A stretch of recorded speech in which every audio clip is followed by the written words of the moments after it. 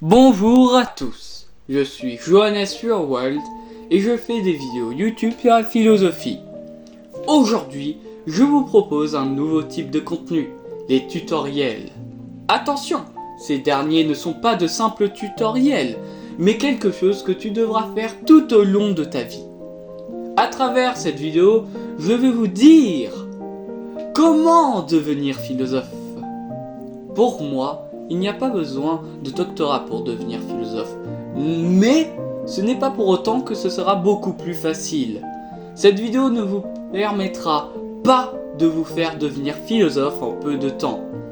Je vous le dis pour dire la vérité, car cela sera long. Il faudra des années, voire quasiment une vie, pour devenir philosophe, car cela est complexe. Il s'agira d'une vidéo beaucoup plus complexe que les autres, alors en conséquence, je vous recommande de la regarder plusieurs fois et de faire vos propres recherches afin d'approfondir vos connaissances sur ce sujet. J'insiste bien là-dessus. Sur ce, je vous souhaite un bon visionnage.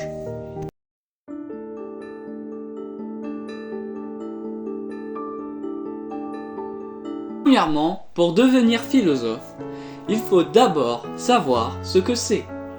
Un philosophe est une personne qui se pose des questions, hors questions scientifiques, sur lui-même et le monde et qui trouve des réponses à ces dernières. Cela lui permet de créer une vision systématique et générale, mais non scientifique, du monde. Pour en savoir plus sur cette définition, il faut s'intéresser à l'étymologie du mot philosophe, qui en grec est composé de deux mots, phil qui signifie aimer et sophia qui signifie sagesse ou savoir. Maintenant, avec cette étymologie, il faut désormais connaître la définition de sagesse. La sagesse est un concept utilisé pour qualifier le comportement d'un individu, souvent conforme à une éthique, alliant la conscience de soi et des autres, la tempérance, la prudence, la sincérité, le discernement et la justice, s'appuyant sur un savoir raisonné.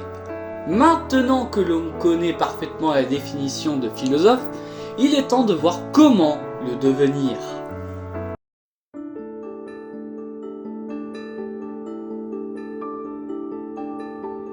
Pour le devenir, dans un premier temps, il faut se poser des questions, bien sûr non scientifiques. Cela peut sembler simple, mais il ne faut pas oublier de le faire régulièrement et qu'il s'agit de la première chose à faire.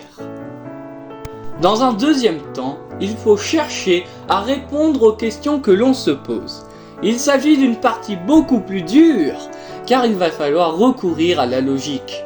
Le but sera de trouver des réponses cohérentes à vos questions et qui sont logiques.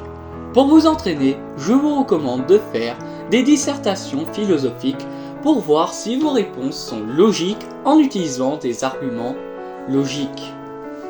Évidemment, si vous le souhaitez, vous pouvez utiliser la science. Dans un dernier temps, il faudra regarder du contenu philosophique comme mes vidéos.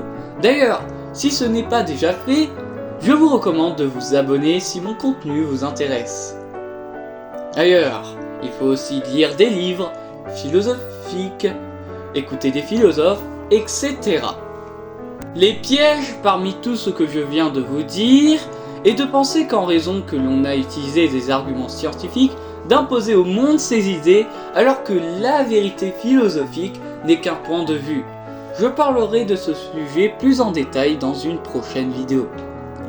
Il y en a un autre qui est de se fermer à des idées comme par exemple avoir ma philosophie alors que, comme je l'ai dit, ma vérité n'est pas votre vérité. Récapitulatif. Ce qu'il faut retenir de cette vidéo est que pour devenir philosophe, il faut de la patience, de la rigueur et de l'engagement sur le long terme. Nous avons vu que le philosophe est celui qui aime la sagesse, se questionne sur lui-même et construit une vision cohérente du monde en dehors de la science. Pour y parvenir, il est essentiel de se poser régulièrement des questions non scientifiques, chercher réponse avec logique et rigueur, en s'exerçant notamment avec des dissertations philosophiques, s'enrichir continuellement en lisant des œuvres philosophiques, en écoutant des philosophes et en explorant du contenu spécialisé. Enfin, il est crucial de rester ouvert aux différentes idées et de ne pas imposer sa propre vision du monde comme une vérité absolue. La philosophie est avant tout une quête personnelle fondée sur l'humilité et l'échange. C'était Johannes, au plaisir.